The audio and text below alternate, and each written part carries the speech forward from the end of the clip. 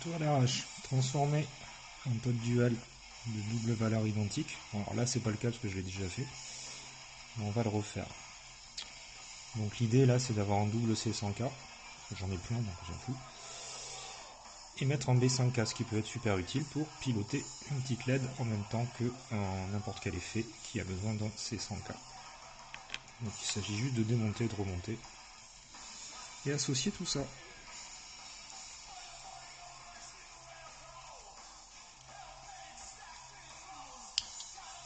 Donc ça se fait très bien avec juste le tournevis, hein, peu de choses près. Juste pour resserrer, la pince sera utile. Hein. Pas forcément comme un gros bourrin non plus. Tac. Voilà. Là on a la piste résistive. Donc, ce qui est bien c'est que la notation est dessus. Ça on sait ce qu'on met. Donc là en dessous on voit bien qu'il y a le lien en fait entre les deux pistes. Donc, je suis désolé, j'ai pas les termes techniques, de toute façon on s'en tape. Donc j'ai essayé de tout démonter pour pouvoir complètement changer les deux. C'est plus compliqué puisque l'axe est quand même bien fixé, mais cette partie là elle ne l'est pas, donc elle est possiblement récupérable sur un autre potard. Voilà, donc ce qu'on veut faire c'est mettre la piste résistive de ce potard qui est de même modèle, donc B5K, la même chose. On va gentiment démonter pour récupérer la piste.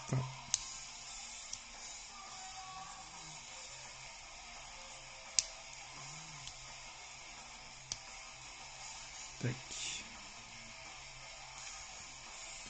Alors le problème, comme je disais, c'est que l'axe il est fixé. Alors sûrement peut-être un moyen de le récupérer proprement, mais j'ai pas trop vu lequel. Donc là l'idée c'est de bourriner. De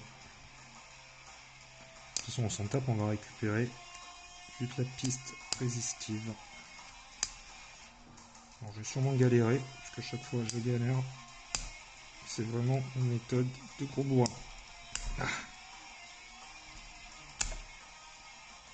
Voilà, je le prouve à chaque instant.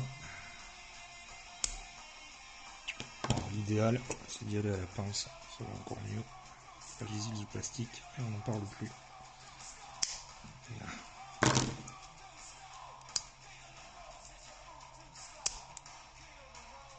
Là, tac. Comme dirait l'autre, à la plonge. Hop. Donc on a récupéré notre piste de 5K. Et bon, on n'a plus qu'à la placer sur le potard.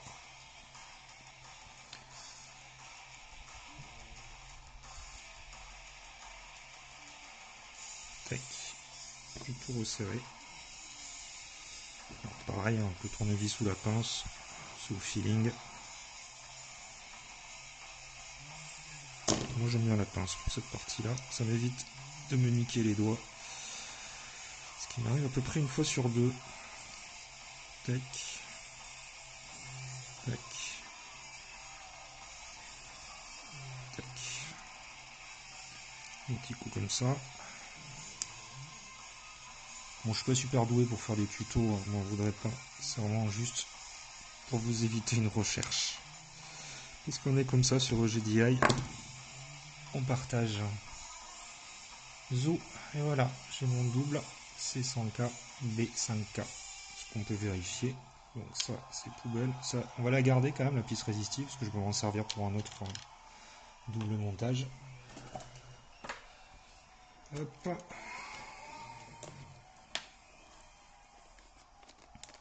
Bon, j'ai pas trop réfléchi à comment montrer ça. On va faire comme ça. Tac.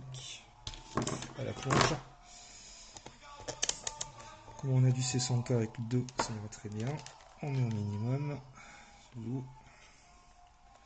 Et donc, ici, on est bien 0 de ce côté-là. On est au minimum. Au max, on a bien 100K. En dessous. Hop. Côté mini, on a bien 0. Et côté maxi, on a bien à peu près 5K. C'est jamais très juste, hein, les quotas. Et voilà. Et là, bah, du coup, vous pouvez brancher n'importe quoi pour piloter un microcontrôleur, une LED, n'importe quoi que vous voulez contrôler en même temps que votre potard. Walou. Allez, ciao.